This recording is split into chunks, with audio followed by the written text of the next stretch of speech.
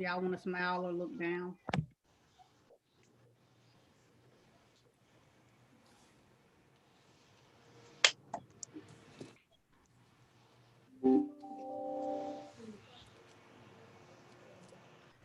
Okay, so we are streaming live. Hello, good evening. Welcome, everyone. I want to say good evening and welcome to our audience and welcome panelists to our BWEL webinar on recruiting Black male educators.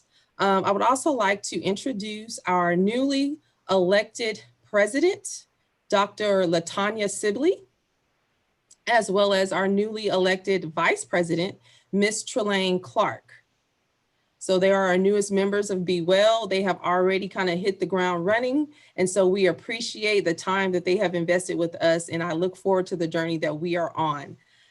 Just real quick for tonight, I want to also, for the audience, provide you an overview of how tonight will, just the format of how we'll kind of move forward. So I will introduce all of the panelists.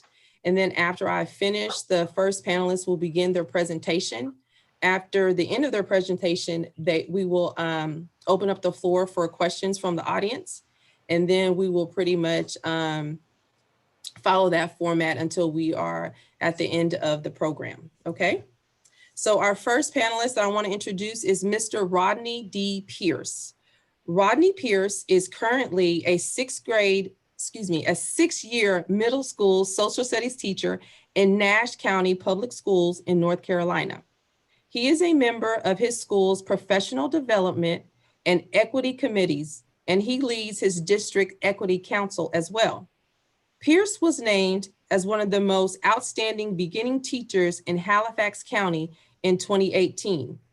An avid historian and researcher who specializes in place-based curriculum, Pierce's research on charter resegregation in his native Halifax County was published in the Washington Post.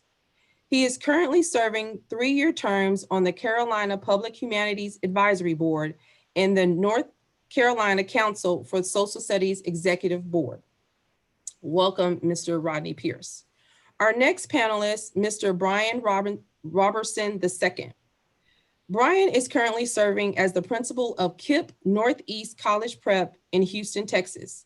Prior to that, he has served as the associate and assistant principal in Aldine ISD and Houston ISD, and special ed teacher and coach in Cy-Fair ISD and Spring ISD. Mr. Robertson fundamentally believes every student needs a champion, and every educator should strive to be that champion by continuing to lift scholars to new heights. Mr. Robertson earned a bachelor's degree in communication from Lamar University and a master's degree in educational technology leadership from Lamar University. Welcome, Brian.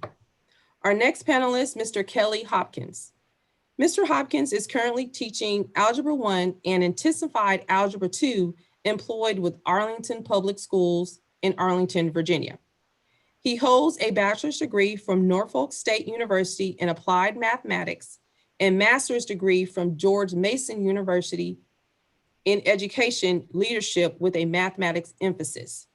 While at Norfolk State, Kelly participated in the Dozeret's National Institute for Applied Sciences program, which is a scholarship program started in 1985 to address the shortage of African Americans in the field of mathematics and applied sciences. Kelly currently serves as part of a committee within APs whose focus is the retention and recruitment of African American male teachers. Welcome, Mr. Hopkins. Our last panelist is Dr. Demetrius McCall. Dr. McCall is currently the Deputy Superintendent of Administrative Services. McCall holds a Bachelor of Science degree from Western Michigan University, a master's degree in educational management with principal certification from the University of Houston Clear Lake, and a doctorate in educational leadership from Lamar University. He has served in Channelview ISD as an associate principal and Sheldon ISD as a principal of curriculum and instruction. He was selected as Sheldon ISD's Principal of the Year twice during this time. He and his wife, Candace, a school counselor, have 2 school-age children. Thank you, panelists. I appreciate you for being here tonight to speak to our audience about how to recruit African-American males. Mr. Pierce, can you kind of share with the Yes, ma'am. and with us just maybe some strategies or how you recruit African-American males within your area? I do have a presentation. Did you want me to present my presentation or just? Yes, you can go ahead and share your screen. Okay.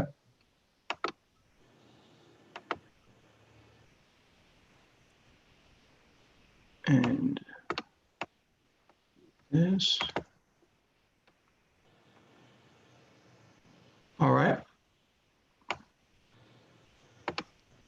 Okay, so good evening, everyone. Again, my name is Rodney Pierce. Thank you, Ms. Thompson. A few years back, I had an opportunity to do a equity fellowship with an organization in North Carolina called CREED, CREED being an acronym for the Center for Racial Equity in Education. Part of my fellowship involved doing a project, and my project was on the initiative for male teachers of color, recruiting and retaining Black, Latino, and Hispanic, Indigenous, Asian, Pacific Islander, multiracial, and other minority male teachers, excuse me, in North Carolina's K through 12 classrooms. So in North Carolina, we asked the question, do we pay now or do we pay later? As the illustrious James Baldwin said, for these are all our children, and we shall profit from or pay for whatever they become. And if teachers are some of the first people in society we entrust with the safety and well-being of our children, we owe it to our children that those teachers reflect the society that we are raising them in. So what I did when I was doing this project, I asked some people who were inside and outside of the African-American community about the impact that male teachers of color, primarily Black male teachers, had on them. This was a colleague of mine, Ms. Jamie Wilson, who has been teaching for almost 2 decades. And look right here in the second paragraph. She says, I think my own understanding of race and racism would have been different if I had been exposed to Black male teachers throughout my education. She has seen the research that having a Black male teacher helps students of all races and ethnicities develop positive understandings of cultural differences. I wonder what a difference it would have made if I had the opportunity to begin exploring these ideas in high school or even middle school, particularly if that learning was shaped by a person who I viewed as a leader in my school and in my life.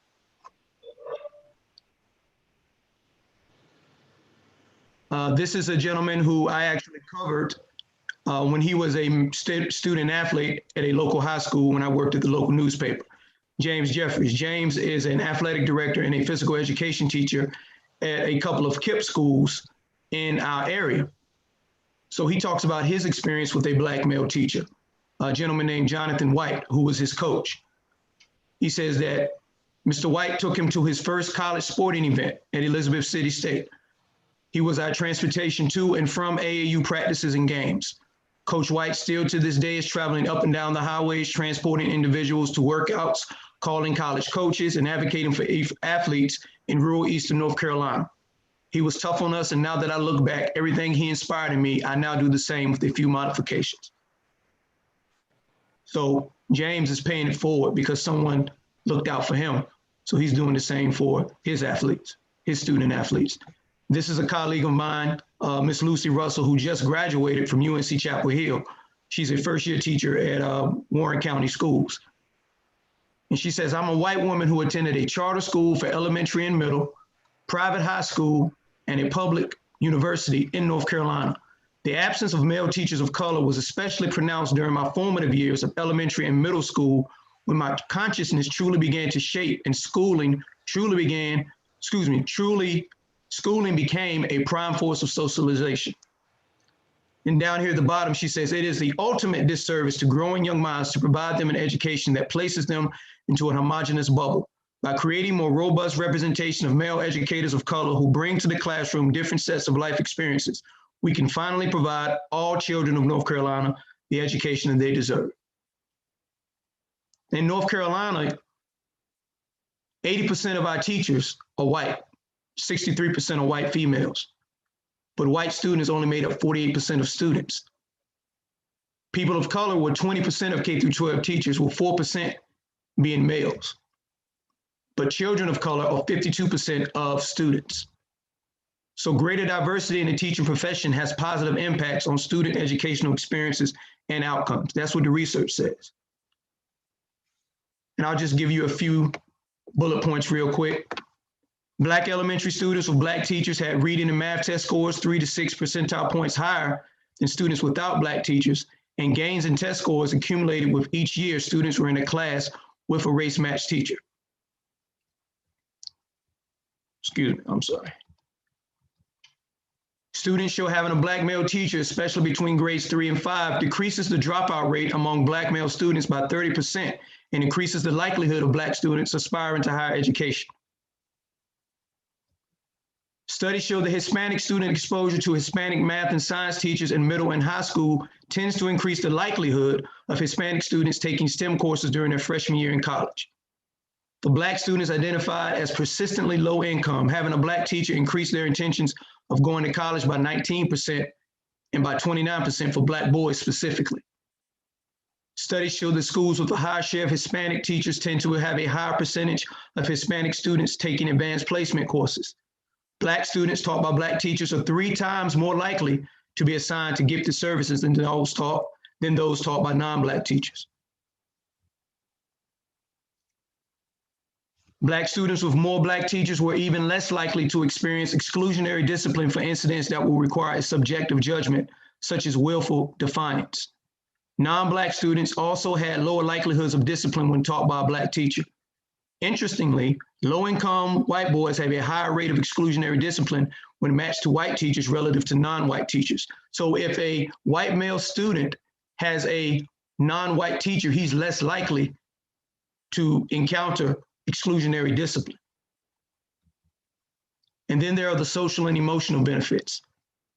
Research on implicit bias has found that when individuals of diverse racial and ethnic backgrounds have childhood interactions with individuals of other racial backgrounds, including friends, caretakers, neighbors, and classmates, they are less likely to hold implicit biases in adulthood than those who have had less interracial contact in childhood. Then there's the role model effect. Studies suggest that all students benefit from having teachers of color because they bring distinctive knowledge, experiences, and role modeling to the student body as a whole. Teachers of color have a role model effect. They can also undermine stereotype threats, and they often function as cultural translators and advocates for students of color because they have multicultural awareness, and they tend to provide superior quantity and quality of instructional support than white teachers for students of color. Now, there was a lawsuit filed in my county, Halifax County in North Carolina, back in 1994. It was filed on behalf of 5 low-wealth counties that were taxing their residents at double the tax rate because they couldn't properly fund their school districts in their counties. And so that lawsuit is called Leandro, after one of the plaintiffs. And so what we are doing in North Carolina is we're trying to lead with the findings from the Leandro lawsuit, where we provide a qualified, well-prepared, and diverse teaching staff in every school. That's one of our state's critical needs. So one of the things that you should do if you want to attract more Black male teachers to the classroom is you should create a teaching fellows program that expands to minority-serving institutions and historically Black colleges. You should develop recruitment strategies that inform and attract candidates of color. Create a North Carolina Teaching Fellows program or a fellows program in your state. South Carolina has one called Call Me Mister that specifically targets males of color. We have to go after these brothers like we go after them when they are great student athletes. Colleges start recruiting standout basketball and football players when they're in middle school. They start recruiting these Division I athletes then, going and seeing their games when they're in AAU. We have to treat those gentlemen we want to become teachers like that as well. We have to start recruiting them then and giving them incentives, creating mentoring programs for them, putting them in touch with men in their districts who are already teaching so that they have that role model to look up to and to follow.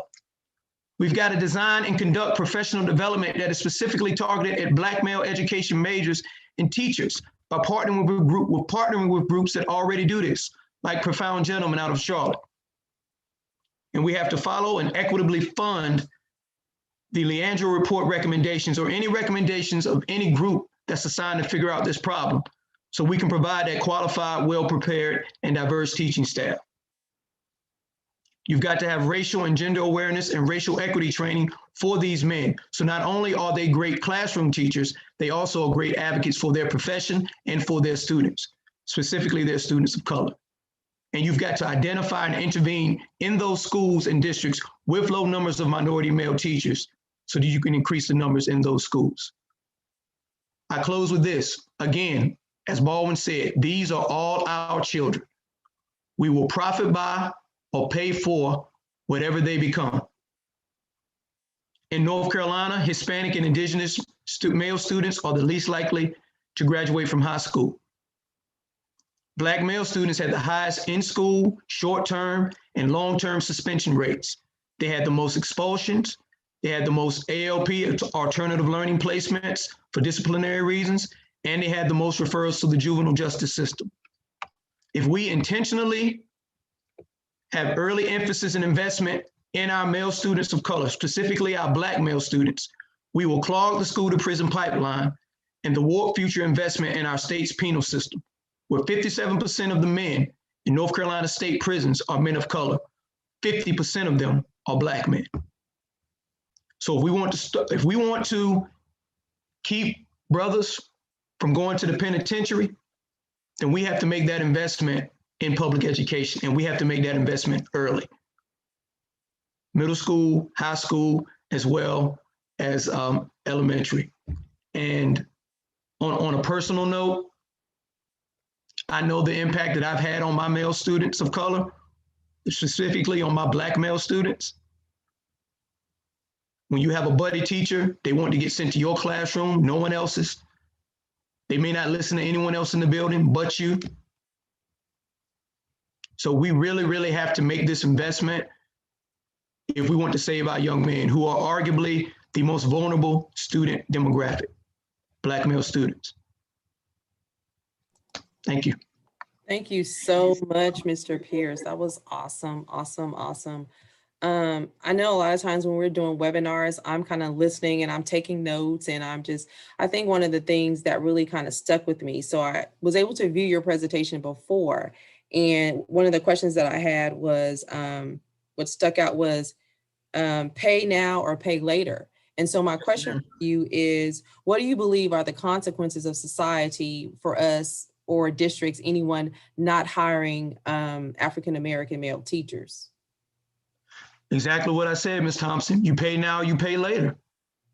There's a saying that the group I mentioned in my presentation, the group Profound Gentlemen. They are an organization based in Charlotte, North Carolina, and they actually do national stuff.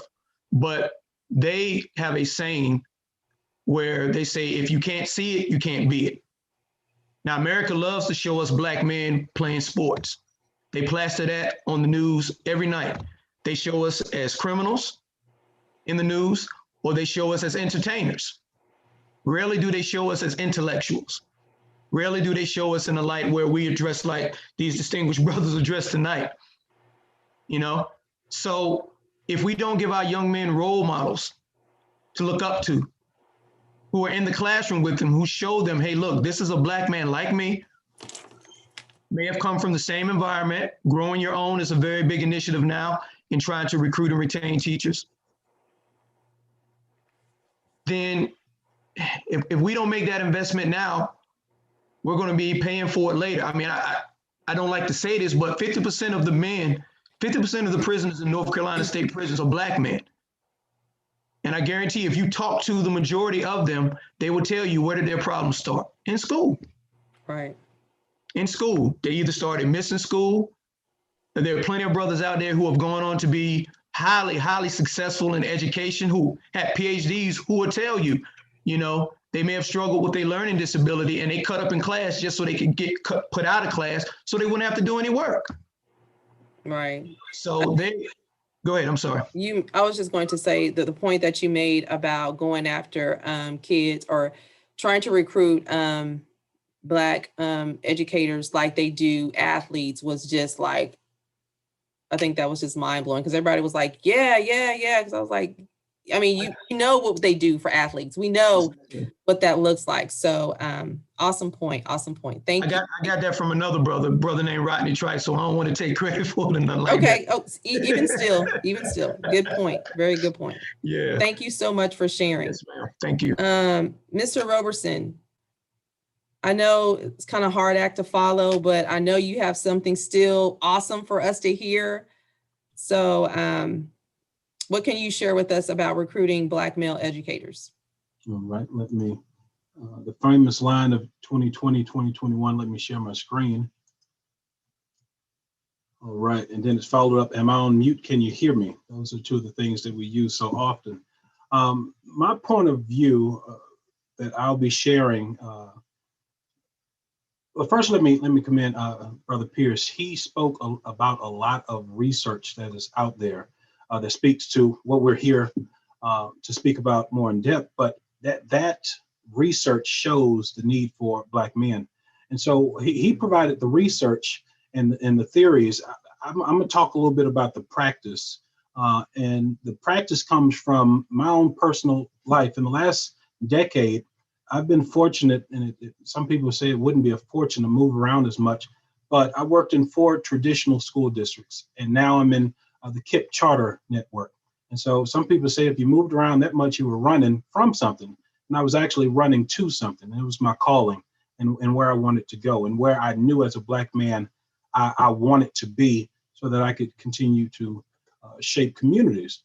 And so at the beginning of last decade, I started as a special ed teacher. I left briefly from K through 12 and became a director of housing at a college in Louisiana, and then came back and taught for a couple more years, coached for a couple of years, and then got into administration. And this last year became a principal. And so when I look back, 5 different districts, if you include the KIPP charter network, and over 7 different campuses I've been able to support in the last decade. I always tell folks that no matter what position I had, whether it was a substitute or a paraprofessional or a teacher or a coach, assistant, associate, or now the head principal, I never forgot where I came from. And I never forgot the roles and how people felt in those roles. And so at this point, it's a lot of paying back and paying it forward. And so I'm gonna talk about my experience of recruiting Black male educators. And so in this next slide, it talks about some data that talks about how we've said in the tweet that went out that a mere 2% of educators are Black males. And an article back in 2017 spoke to the fact that if elementary school, if students had just one Black male teacher, how it could improve their trajectory later in life in high school and in college. And so when I look at data like that, and then I think about my journey, and I really thought about in the last year or so, when we had so many conversations on social media, what grade were you in when you had your first Black male teacher? And so many people said, well, it was high school. And when it was high school, it ended up being your coach. And it was actually either your coach if you're a male, or your sociology or social studies teacher if you're a female student. Like the coach was that social studies teacher, and that was the first Black male you may have had. I wanted to change that narrative just a bit. And so I'll speak to my personal experience. At my campus that I now lead, 38% of our classroom teachers are male. 23% of KIPP Northeast College Prep's classroom teachers are African-American male. And so when you look at that 2%, and I say what will be true for my campus is that by the time you graduate, you will see at least one Black male educator But actually, for every 4 educators you see on my campus, you'll encounter one that is an African-American male. 43% of our school administrators are African-American males. And so when I look at the recruitment strategies, how to get more Black male educators, not just into the profession, but actually into the position. You can get individuals into the profession once they graduate, but what particular position? And so when I looked at the hiring, when I got into this position, and really just along the way in my other positions, there was a few things that I looked for when looking for African-American men to come on to our campus. And one piece I look at is networks are key to identifying network and workers. Partnerships and pipelines with local HBCUs and fraternities yielded positive results for me, not just on my campus, but also a friend may say, hey, I'm in a fraternity brother, and say, I'm looking for a person for this role, whether it's a principal, assistant principal, a teacher, a coach, a para. That network and that pipeline creates an opportunity for you to get that reference from someone who has seen that work in real form. It's a professional, personal relationship. And that network has proved positive results. But the other piece is the mind over muscle. I've had to deal with, and I hate the word deal with, but my entire career, and actually my entire life, I think, I've been a Black man. And for most of my life, I think somewhere after the 7th or 8th grade, actually 7 or 8 years old, I was a big Black man. And so when you live this life as a Black male that's over 250, I'm being 270, 280, over, you weigh a little bit, and you're over 6 foot tall. When you go into schools, they'd love to put you on the football field as the coach. They'd love to make you the in-school suspension teacher. They'd love to have you monitor the cafeteria, clear the hallways, deal with the angry parents of every color. It's easy because of your physical stature and your muscles. You can be typecast into these roles. But when you say, can I lead a PLC? Or can you teach me a little bit more about instruction? Or I think I could be a team leader. Your muscle for some people is more important than your actual mind. And when I think about my journey about 5 or 6 years ago, I went into my last school year as a teacher, and I went to my department chair and I said, I want to be the team leader for the special ed department. It wasn't a stipend position at all. All I would do was review IEP paperwork before arts and tell folks if it was right or not. And that department chair, she told me, I don't think you're ready for a leadership position. And I thought about it, and this was around August of that year. Well, a few months later in January, I left that school to become an assistant principal in another district. And so I sat and reflected in my office, and I had all of these keys to the building. And I was like, I remember a few months ago, I couldn't even get a restroom key in that school. But in this school, I'm on the leadership team. But that one person said that I wasn't quite ready. Black males are often hired to be the school disciplinarians and not instructional leaders. Commitment to the educator's intellectual ability shows the value in their contributions. And so when I interview, that is where I go first. Don't come to me saying, well, do you need a PE teacher? Do you need a coach? Tell me a little bit about your mind. You can have a beautiful mind that could lead all the X's and O's and win all the championships. But for what our kids need in the classroom and not just on the sports field, I want to talk a little bit about that. Our focus was also to find individuals with a gift for building positive relationships, a commitment for shaping the lives of young people, and a strong ability to positively shape the instructional direction of the campus. I also looked at content over coaching. And as I mentioned, it's easy to get in as a coach. I got in as a coach, but when you try to get to that next level, it gets a little difficult. Black males are often sought after for athletics or PE positions rather than core content areas. But I said, what will be true for KNCP, the campus I now lead? The Black males that I hired for my campus are the AP English literature teacher, the AP environmental science teachers, the AP world history teachers, the Algebra 1, the Algebra 2, the art, and the SPED teacher. So the African-American men on my campus, they're leading in the classroom. all classrooms. And so you'll come across those individuals at some point, not just through your matriculation through high school, but at some point that day. And usually, if you're lucky, you might have 2 or 3. And you also look at the long-term success over short-term. Representation matters for our students, especially for our Black and brown boys. Our leaders share a commitment of coaching and development of Black male educators seeking input in the campus decisions and assigning them to the key campus roles to build capacity and preparing them for the long-term success in their careers. It's easy to, hey, I just need you to fill this gap for this year. I need you to just do this to hold us over for this year.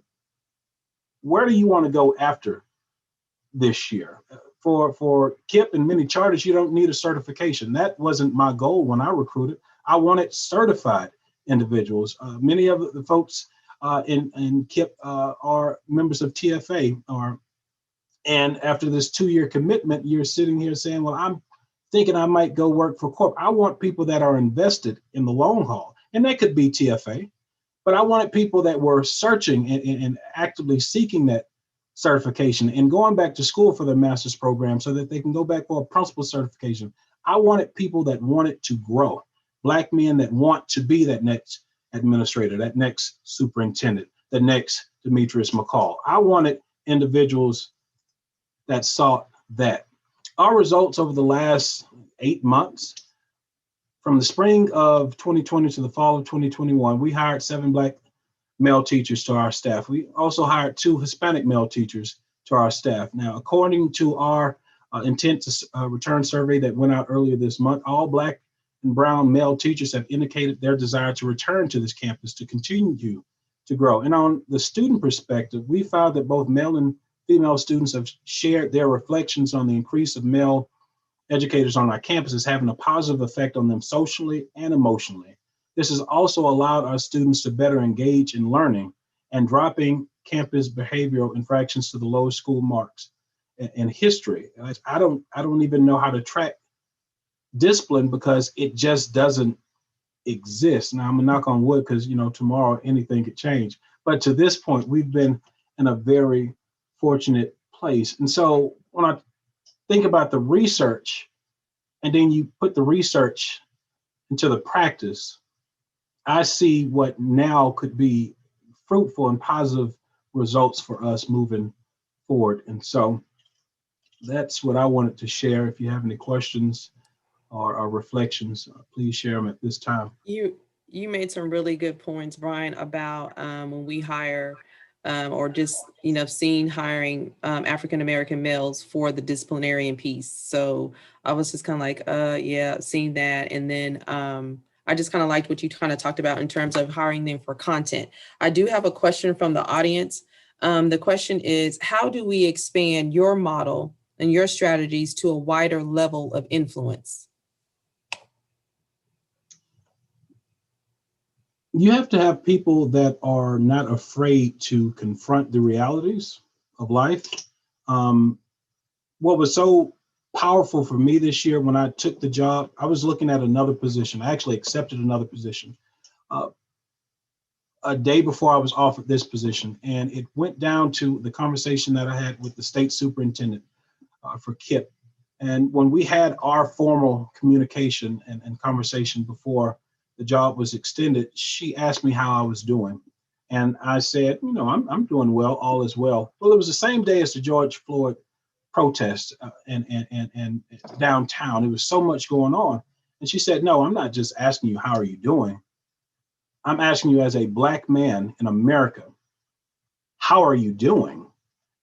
Never have I worked in a system or been around an educator at that level that would ask me a question that way as a Black man and not just as an educator. And I said, I like this. Well, I accepted. And then I came into a place where they said, we will call out racism by name. We will be an anti-racist organization. We will model equity and we will do it in every way that we can. And so to go into a place I could be myself, I said, I'm working for the right people. I'm working around the right people. I found out I'm the only African-American high school principal for KIPP, Texas. And so I said, I got a lot of weight on my shoulders. I have to hold it down to get the right folks to expand this model, you have to have people that are not afraid to shake some things up. What I've encountered in my life is that some people make it. And when they make it, they forget about their story and they forget about the people who have similar stories. They've made it, but they're not reaching back. Like in life, you reach up, you reach out, but you have to make sure you reach back. And so what Right. I've found, some individuals have gotten to different levels and they've forgotten. You can't forget where you came from. You can't forget the stories and the struggles of people that are similar. So to expand that, districts need to be aware of the realities that are facing Black men, be conscious of just so much of what we face, and be aware of the true contributions if you tap into it. And for folks that are trying to work their way up, some people may say if you stay long enough, you take root and be planted. Just sit there if you wait. But then you see the folks that weren't qualified and the folks that didn't have to wait and they came right in, they got that position. Sometimes you have to go to grow, and don't be Right. afraid to go to grow, to get where you know you should be. Thank you. Thank you. That was powerful. That was powerful. Mr. Hopkins, we are anxiously awaiting your message for tonight for our recruitment of African American males. Right, welcome everyone, and kudos to Brother Robertson and Brother Pierce on your results that you all are experiencing within your school districts. In Arlington, we're kind of at the beginning phase of this process right here, and pretty much what I'm going to share with you all today is just the work that I do with the affinity group within Arlington Public Schools. However, before I begin, first I always like to poke fun of myself, and the picture, I want to talk about the picture that I submitted to you guys for the flyer for the event. Is actually a yearbook picture that I took when I was working at Francis C. Hammond Middle School in Alexandria. And I think it was Life Touch or whatever the group that took the picture. But anyway, when they returned the pictures, I had the picture sitting on my desk. And I remember a group of students coming to me and they were saying like, you look really, really happy right now to be taking a picture. You look really happy. You look like you could be running for president. And I told them that if I ever needed the picture for anything significant, I would use that picture. So if any of my former students are watching, Mr. Hopkins kept his promise. So that's the story behind that picture.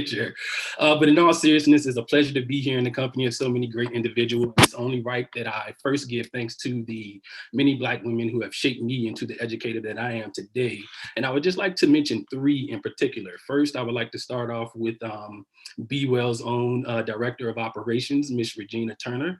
For those of you who don't know, Miss Turner was my math specialist during my tenure at Hopewell High School.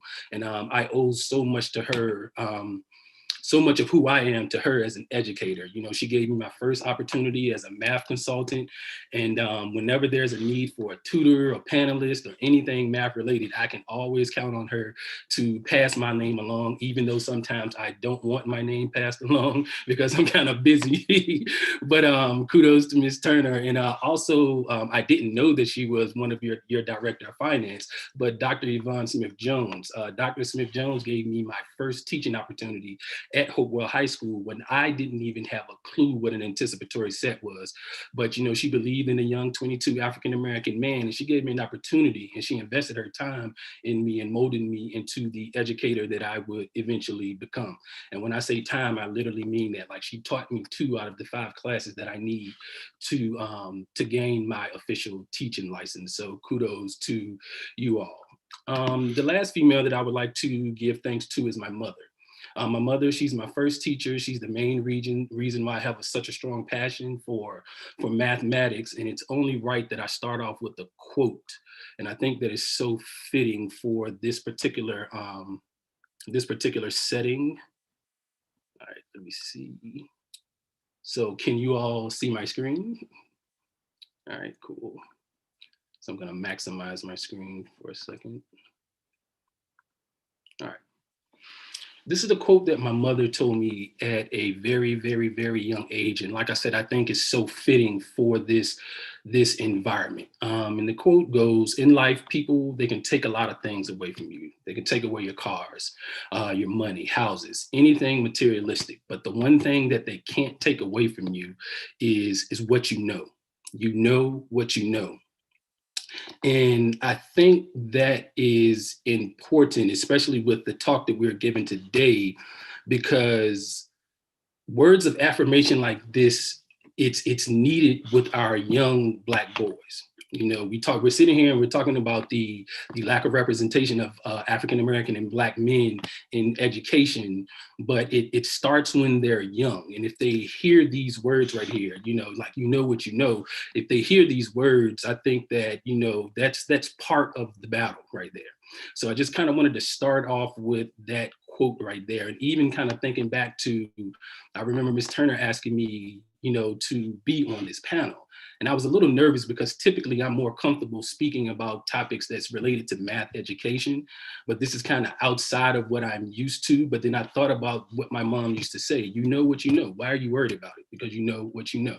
So I just wanted to start off with that quote there. All right, and this is just kind of an overview of what I'm going to be talking about today. First, I'm going to start off with some initiatives that were put in place by Arlington Public Schools. I'm going to talk about the work that I do myself, along with other teachers, with the Black Male Affinity Group within Arlington Public Schools. I'm going to take a look at some data. Some of the data has already been presented by some of the other brothers before me. I'm talking about retaining and recruiting, and I'm going to leave you all with some takeaways. And I'm going to leave you with a closing, which is a Facebook post that one of my former students posted that I think about it all the time. And whenever I get a chance to share it, I always do. All right, so to sort of put things in perspective about Arlington Public Schools, Arlington Public Schools is a very, very diverse school system. I believe there are 133 school districts in Virginia. And out of those 130 some odd school districts, Arlington Public School is ranked 18th among diversity. I believe there are over 600 high schools in Virginia, and the school that I work at, which is Wakefield High School, is ranked number 2 in diversity out of 600 and some odd schools. Arlington Public Schools students and family, we represent 150 nations, and they speak over 114 different languages. So I said all of that to say this: Arlington Public Schools realized that there was a lack of diversity with the teaching staff.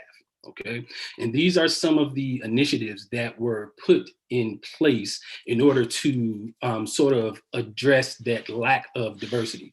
And one of the things that I'm going to speak on today is the Black Male Affinity Group, which is a group that was started in the fall of 2019.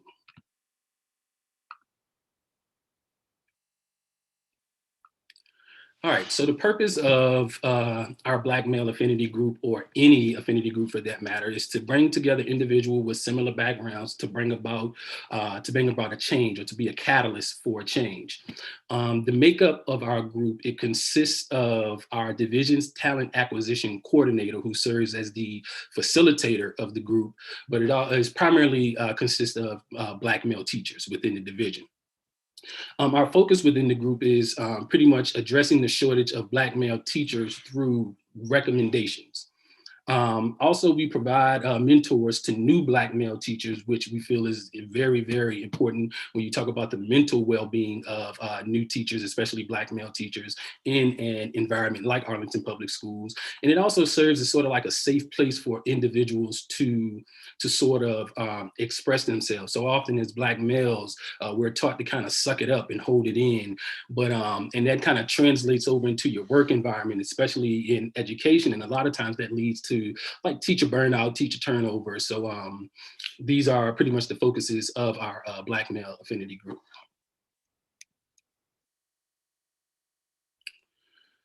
All right, so if you take a look at these numbers right here, The statistics that you see right here came from the National Center for Education Statistics, and this is data from 2017 and 2018.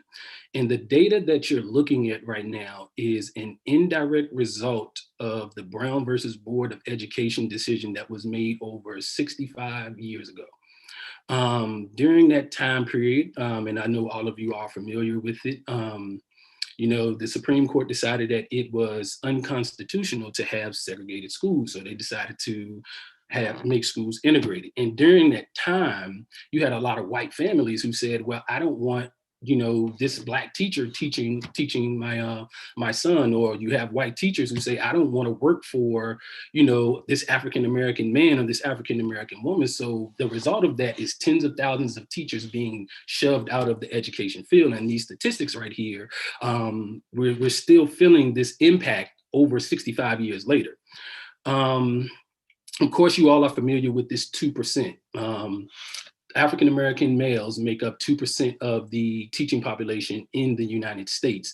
But the reason that I joined the Black Male Affinity Group is for this last statistics right here, okay? African-American or Black males in math and computer science make up 6.2%. I'm sorry, African-Americans, period, make up 6.2% of the population when it comes to teachers who teach mathematics and computer science. So if this is at 6.2%, and then overall African-Americans make up 2% of the total teacher population, imagine the percentage of African-American male teachers who teach math and computer science. It's less than a fraction of a percent, I'm sure. You know, so often I go to these different conferences, especially like if I go to an upper level math conference, and the first thing that I do when I walk into the room is kind of look around to see how many of us are there. And to like, as it's really not a shock to me, oftentimes I've been to so many of these different conferences and I don't see anyone that looks like me at all. Okay, so that to me, like, that's a problem, and that's one of the main reasons why I joined this group, the group within Arlington Public Schools. All right. So when I first joined the group, they presented us, well, the director of talent and acquisition, or the coordinator of talent and acquisition, presented us with this data right here. Okay. And when I say T-scale staff, I'm referring to special ed teachers and just gen ed teachers. So he gave us this data, and we looked at the data, and what we saw was that in this diverse school system, white people make up 75% of the T-scale staff. Okay, 75. And this number can fluctuate depending on which part of Arlington you go to. Okay, African Americans overall make up 11.4%, and Hispanics make up 9% of the T-scale population. Then when you dive deeper into the data, what you'll see is Black males in the division make up 2.8% of the population, which is a little bit higher than the national average, but that's still a problem. Then when you look at the elementary level, look at that, 1.4%.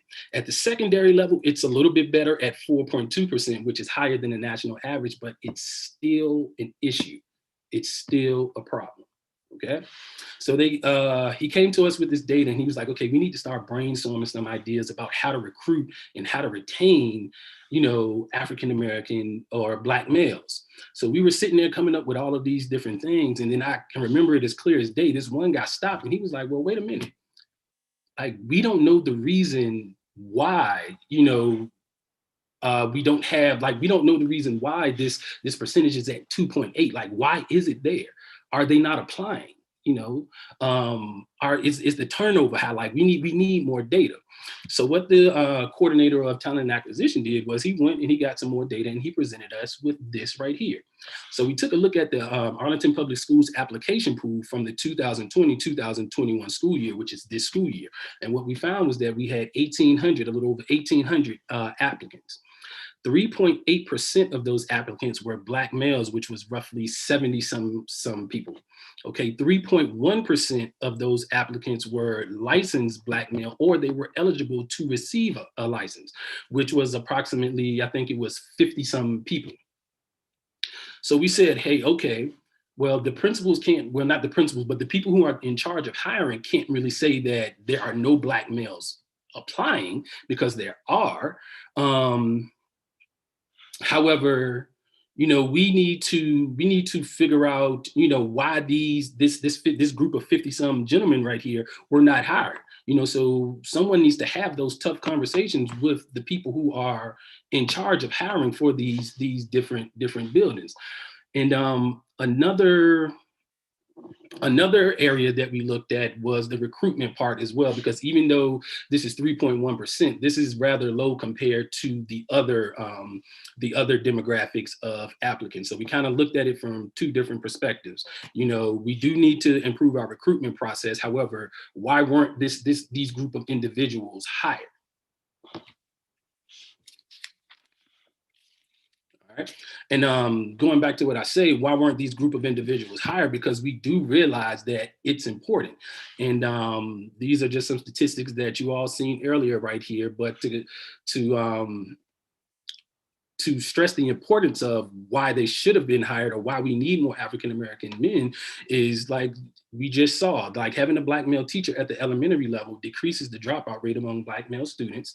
Black male representations in classroom will increase the number of Black boys who want to become educators, and just Black male educators have a positive impact on children of all races, and just the teaching profession as a whole. Like what we have to bring to the table is so important. Okay. So one of the recommendations that we, or another recommendation that we made was we need to start like rethinking the role of Black male teachers in recruitment, not rethinking the role of African Americans or Black educators in recruitment, but specifically the Black male teacher in recruitment. For so long, the role of the Black male teacher in recruitment looks like this left side right here. And for my math people, this is sort of like a linear segment. I call it a linear segment model. Okay, so typically when you think about the recruitment process, in the recruitment process, the division usually starts off with areas of need.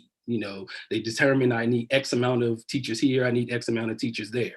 Okay, then these different people, they go out to this job fair and they recruit. And typically this is when the Black male teacher comes into play within the recruitment process right here.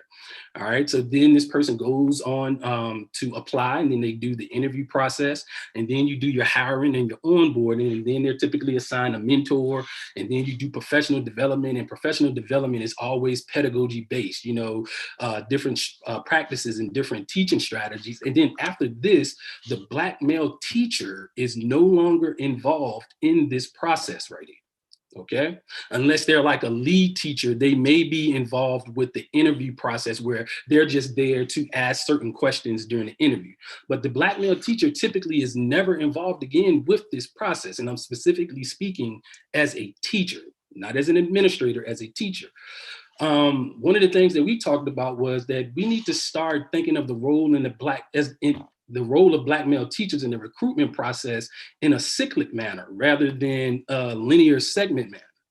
All right, so in the cyclic manner, okay, you still identify your areas of need within your school division, but when you go on these job fairs and you go on these college recruitments, or you have these partnerships with the local universities, why don't you invite some of those Black male teachers to these recruitment trips? And why don't you solicit their input on different improvements? Because at the end of the day, something attracted that teacher to your school division. And there may have been some things that turned that teacher off about their school division, but they chose your school division. All right. So then you still go through the application and the interview process. You go through the hiring and onboarding, and you do your new teacher mentorship. But we do professional development. How often does a new recruit go through mental development as a Black male teacher in this environment? Okay, so we need to start thinking about investing in the mental well-being of these Black male teachers, and Black male teachers should be mentored by a group of other veteran Black male teachers. And what ends up happening is you start retaining more Black male teachers, and then this process becomes a cyclic nature. This process becomes cyclic rather than linear. What was the last point that I was about to make on this slide? but yeah, it becomes a cyclic process rather than a linear process. Okay. And then these new teachers, they become veteran teachers, and then you can use those teachers to recruit more teachers within the process. And next thing you know, that 2.8% that we see in Arlington public schools will jump to 5%, will jump to 10%, whatever your goal is. Going back to the mental aspect of it, I'm going to move on to the next slide right here. We also talked about some of the factors that lead to kind of like teacher turnover. And one of those factors is teacher burnout. And these are kind of like 4 things that I've kind of gathered from our meetings within the Black Male Affinity Group, as well as just talking to different teachers during my 13-year career in education. One, and you heard this data as well, we're constantly being used as disciplinarians. You know, that leads to teacher burnout, not given an opportunity to teach advanced and upper level classes. So often, and I would like to share like a personal story of mine. I remember I was teaching at one school, and I love the counselors at this school to death, but I remember one counselor coming to me and they were saying like, yes, Mr. Hopkins, I have these group of kids and we're going to put these kids in your class. And I'm like, okay, cool. You know, they're a little rough around the edges, but I know you can deal with it, you know? So I was like, okay, cool. Then another counselor came to me and was like, hey, Mr. Hopkins, we have this group of kids that we're going to put in your class. We know that you can deal with them. I'm like, all right. And then another counselor came to me and was like, hey, Mr. Hopkins, you know, we have this group of kids that we're going to put in your class. And I'm sitting here like I'm flattered that you all are look at me in that aspect. However, there is sort of like I do work well with these students, but there's a mental tax. There's an invisible tax that it takes on me, you know? And because of that, because we're often seen as the disciplinarian, we never get a chance to actually teach those upper level classes. A third factor that may lead to teacher burnout is that feeling of isolation. When I worked in York County, I was one of 3 African-American men in the building. I was the only African-American within the department. You know, when I went to the middle school in Alexandria, even though there were a lot of African-Americans in the math department, I think that I was for maybe a year or 2, I was the only African-American male in the department. Now at the school and I'm at Wakefield High School, again, I'm one of 3 African-Americans in the department. I'm the only African-American male core teacher that's in the math department. You know, not saying that I do feel isolated in Arlington public schools right now, because I don't. The math department is very welcoming of me. However, sometimes you do have that feeling of isolation, especially like if you're a new teacher and not know how to deal with it. And then the fourth factor is just constantly having to prove yourself. I compare this fourth factor to how African American or how a Black male has to navigate through society. I could remember not too long ago, I bought like this hood that you wear for running. It's made for running, working out outside when it's cold. And it pretty much covers your whole face. And of course, you know, we have the mask mandate, so it covers your nose and your mouth. And I remember when I bought it, you know, my wife was like, why would you buy something like that? And I kind of understood what she meant by that. You know, it's kind of like, I go outside and people see me, am I going to be seen as a threat to them? And I say that because that type of feeling kind of carries over into the education system, because, you know, a parent may walk in my room and I'm teaching an intensified algebra 2 class, and the parent is looking at me kind of crazy. And I'm sitting here like, are they thinking that I'm not worthy enough to be teaching their children? Because this is an intensified class, or even in a standard class, is this Black man worthy enough to be teaching my children? You know, so I'm wise enough in the game now to where I know how to deal with it. But imagine the type of impression that will leave on someone who's a new teacher. All right, and just a couple of takeaways from. I know I kind of talked a lot, but just a couple of takeaways from from what I've been discussing today, if you want to address the shortage of African American male teachers, the first thing that you should probably do is look at your data and ask yourself, well, what is the data telling you? You know, if you have a pool of teachers who are actually applying to your school division, then you need to have those tough conversations and those tough discussions with your principals and your supervisors and people who are responsible for hiring these people, and ask them, hey, why aren't you hiring? Now, if you're in a situation where you just don't have the population of Black men applying to your school division, then you need to think about adjusting your recruitment practices. And in adjusting your recruitment practices, you need to rethink your recruitment practice. It needs to go from that linear manner to that cyclic manner. Like Black male teachers should be more active in that process. Also, invest in the mental development of your teachers. Mental development is just as important as professional development. The mental development aspect, like that leads to a lot of teacher turnover.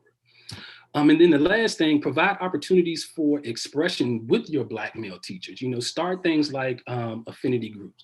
Start listening with the purpose. I forgot the guy's name who just spoke before me. He said someone walked up to him and asked him, you know, like, really, how are you doing? And I'm sure that whoever asked you that, they listen. Like in instructional coaching, they tell you to listen with the purpose. You know, so listen with the purpose. Listen to what your teachers are telling you.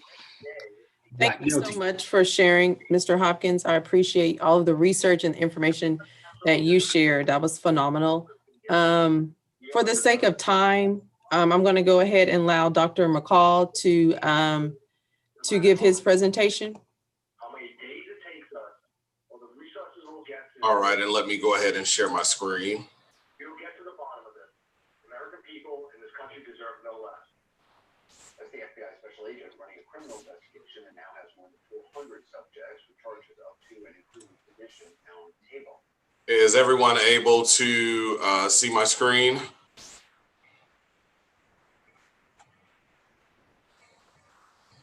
Okay, I'll take that as a yes. And no, we can't. You can't? No, we can't. All right, 1 second. Let me see.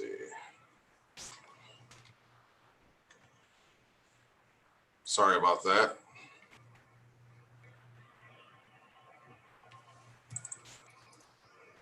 All right, now are you able to see it? Yes, we can see now. Okay, awesome. Well, first of all, once again, really excited to be here and certainly thankful to the other gentlemen on this panel. You all have done a lot of the legwork for me. One thing I will point out is Mr. Travis Young was initially assigned to work on this awesome project, but he could not be here due to personal reasons. But I truly believe sometimes things may work for a reason, because I've been extremely blessed by this conversation today. And so thank you all for having me. So my my presentation will be a little different. I'll cover some information that he would have covered had he been here today, but then he featured some of my dissertation research that focused on the topic of recruiting and retention of African-American male teachers. And so I'm really passionate about this, and I'm really thankful for the information shared. And so when we're looking at, our why, that's very important for the work that we do as educators. And sometimes we just have to take a moment to reflect on who impacted us to become educators as African-American males. Was it a parent? Was it our teacher, administrator? Maybe it was a coach, a community member, or all of the above. Even when thinking about the research that I was able to commit to in 2017, which took about 1.5 years of my life, might I add. But a lot of the men that I was able to interview through my phenomenological study really listed all of the above. But the one that really stood out that they may not have gotten as much support from, and this was even my story, unfortunately, was a parent. And so we have to look at, the perception of the teaching profession, even in our households as African-American people, because it doesn't always carry a positive level of respect for the profession. What you see here is a picture of Mr. Young, and he's here with the purple shirt on, and he's pictured with his superintendent here, but also members of his community in Dayton, Texas, which is outside of the Houston area. Is a small town community. Everyone knows everybody. But he has a picture here of a lot of the African-American males in his community that paved the way. And these were men who were a part of the Colbert School before desegregation happened. And so I know we kind of spoke about that with Mr. Hopkins. And so now these men frequently come back to the community just to show how far the community has progressed in that right.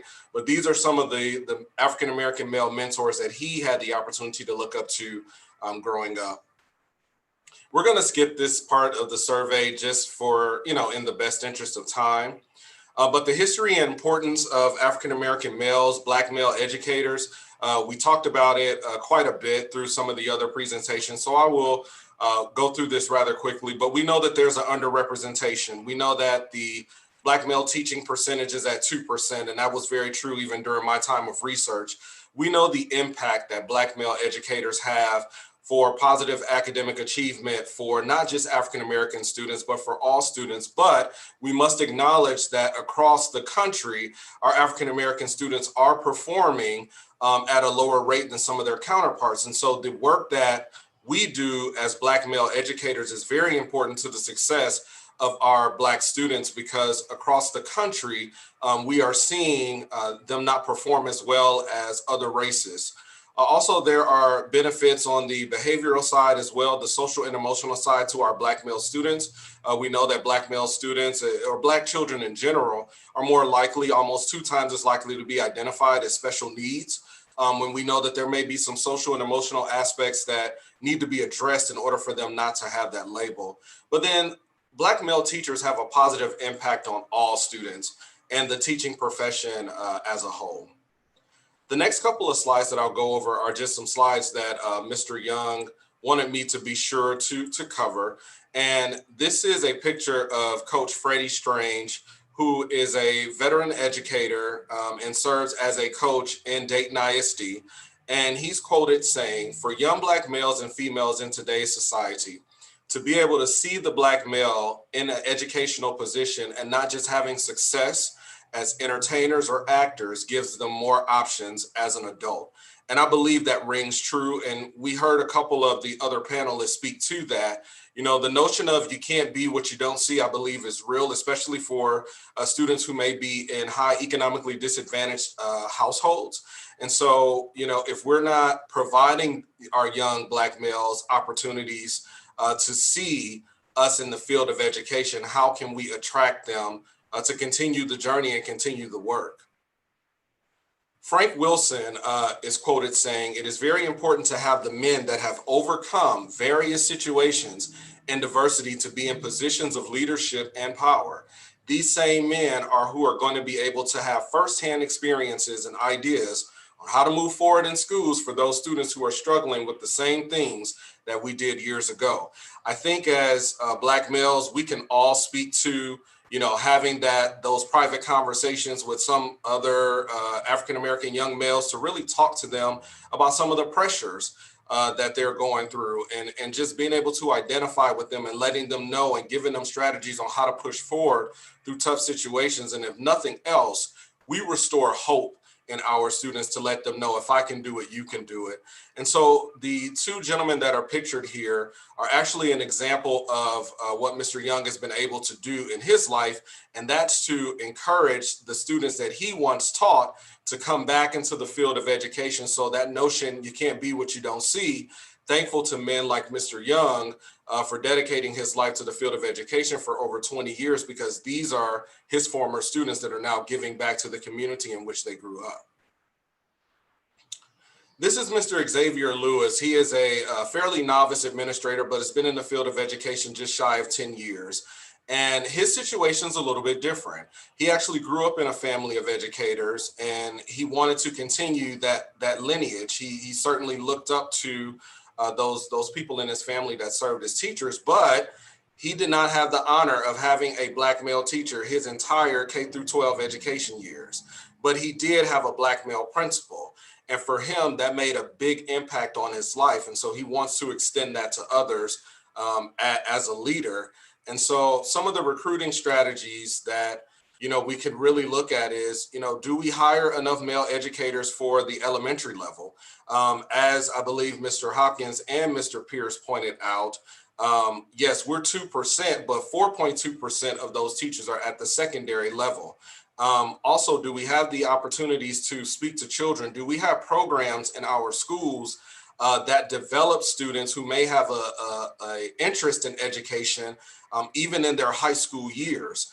Do we take advantage of those opportunities to increase their interest before they get to college, to really let them know that this is a field that you want to go into if you really want to make a difference?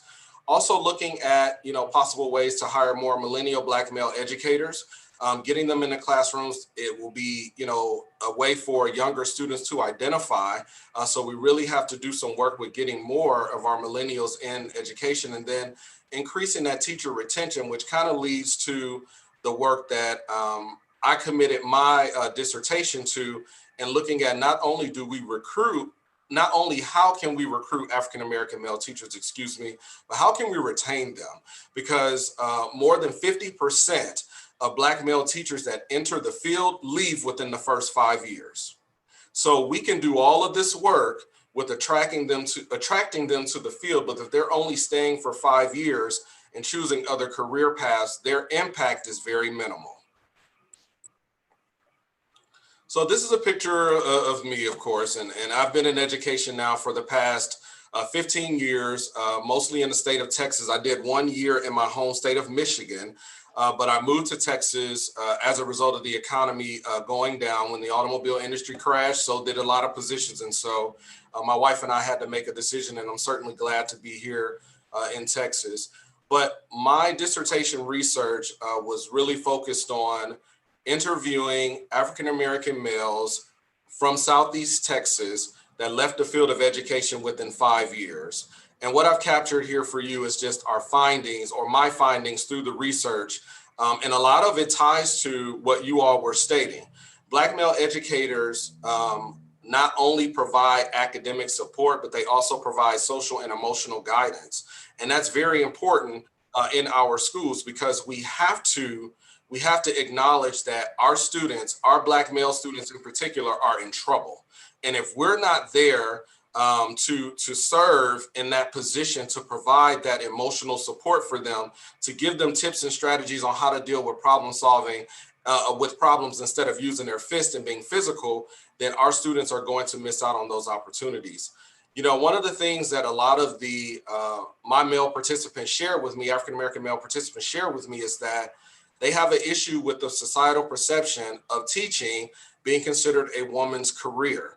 And something that was interesting is that some of the participants would say that when they're in a social circle of other men that maybe they went to college with or they have relationships with, and they're talking about their different fields that they're working in, they always felt, going back to what you were stating, not only in the school system, but outside of the school system, Mr. Hopkins, isolated. They felt like a lot of times they were the only ones in the room that was in the field of education, where maybe some of their counterparts chose other career fields that may not have as much of the perception of being a woman's career.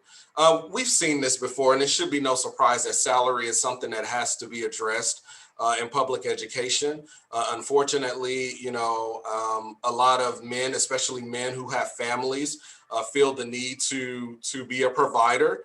And sometimes it's challenging, as they were sharing, to be a provider in being in the classroom and maybe not taking on some of those extra duties that a lot of teachers, especially male teachers, take on in order to raise up that salary. Some states are better than others, but that was certainly something that was addressed. There was also a concern of being falsely accused. A lot of the male educators spoke about, having close relationships with students is fine until they're falsely accused of that relationship going too far, or being accused of not always having the highest moral standards to the work that they do. And then this has been talked about quite a few times tonight, and being forced into being a disciplinarian instead of recognizing their instructional contributions. when I was a teacher, I had the tough kids in my class. And, you know, as a first year teacher, you kind of roll with the punches, and you certainly want to impress your campus leadership. And if nothing else, you want a contract for the following year. And so you just take it and you take it and you take it. But as time goes on, you realize that you're not able to be the effective teacher that you are called to be, because you are expected to manage the behavior. And so no matter how you look at it, if you got a classroom of 30 students and 15 of them have behavioral challenges, your classroom environment is impacted. No matter how much classroom management you have, your classroom environment can certainly be impacted. So how can we help?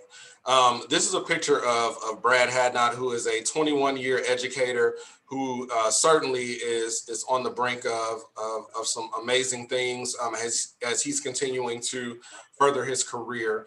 But just making reference to John Maxwell, 360-degree leader, you know, these are leadership strategies that were given in general, but I also believe that they're really important for this moment as we're talking about Black male teachers.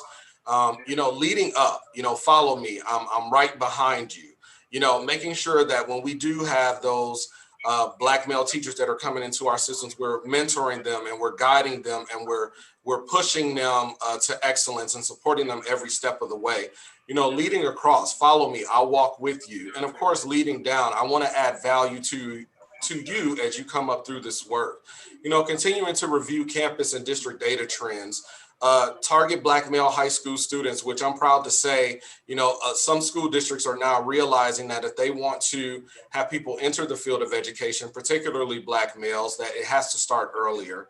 Racial and gender awareness training for administrators is always good.